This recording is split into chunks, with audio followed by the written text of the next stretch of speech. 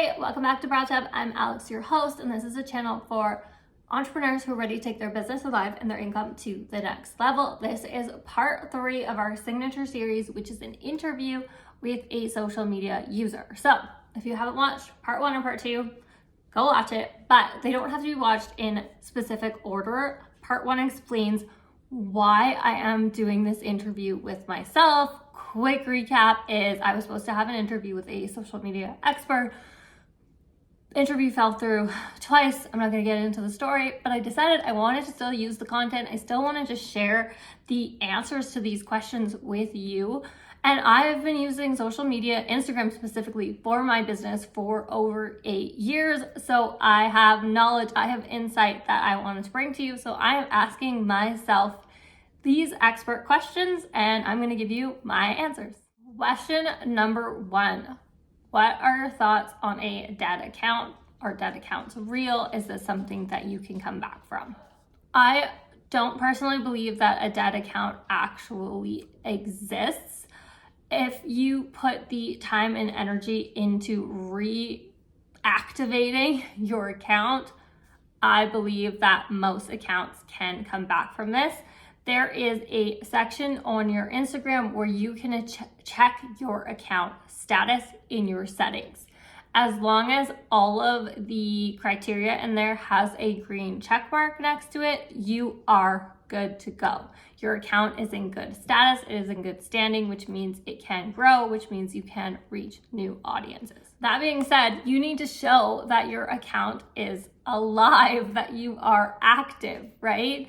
So what you should focus on if you are trying to revive a dead account is content that actually creates engagement, because we have to remember that social media is called social media for a reason. We're supposed to be social on there. We're supposed to interact with each other, connect with each other. So the best kind of content to revive a dead account is to create engagement, interaction, be social. So content that gets shared, content that creates comments, stories that start conversations with adding the stickers or the polls to your story. Show Instagram that you are alive and well, that you are here, and that your account is active. Also, Instagram loves to see consistency. So if you're trying to revive this dead account, show up regularly on a consistent schedule. So if you feel like you can show up 5 days a week,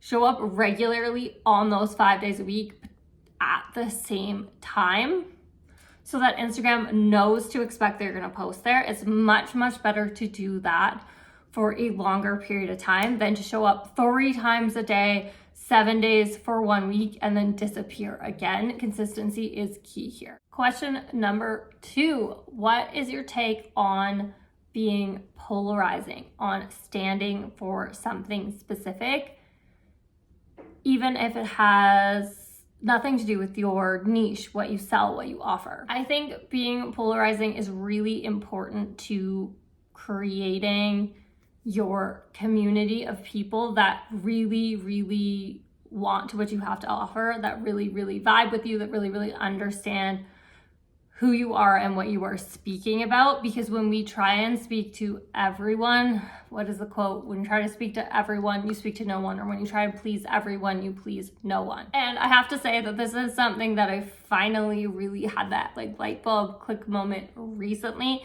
because I did really try to speak to everyone. I didn't want to offend anyone. I didn't want to be like, oh, well, that one girl who thinks this way, maybe she won't buy from me if I say this.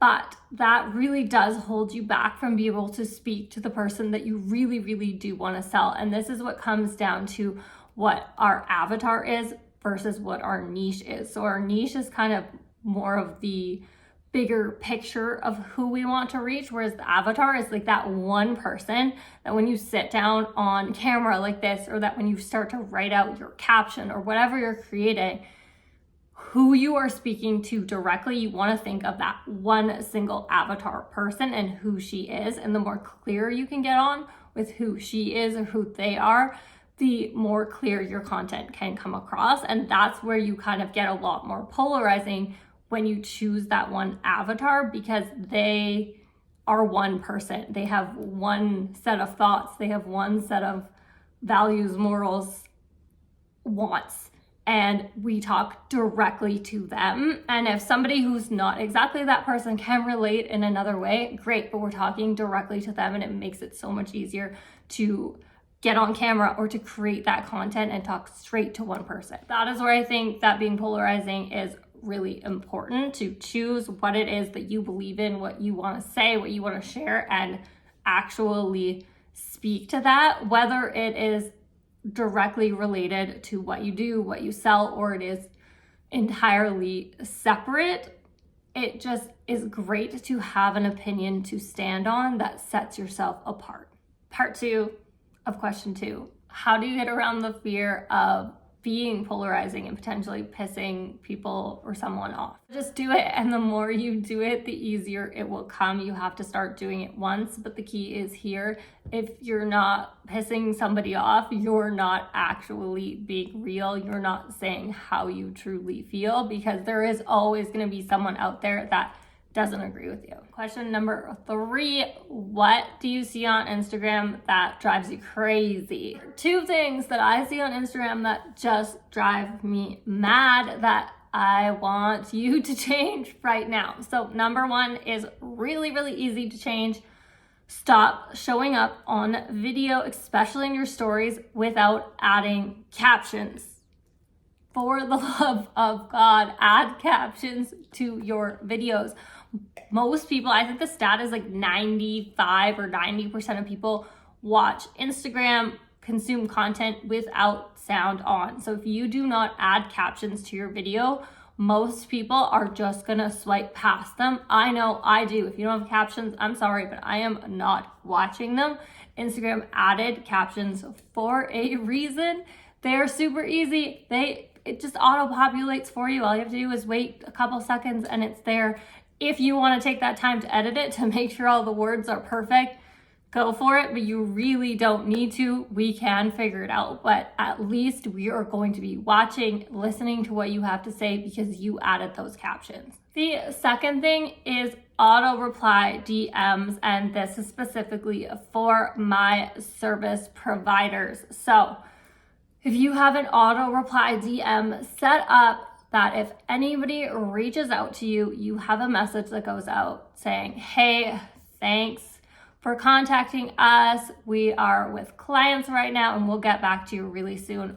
Please turn this off. You are not a giant corporation.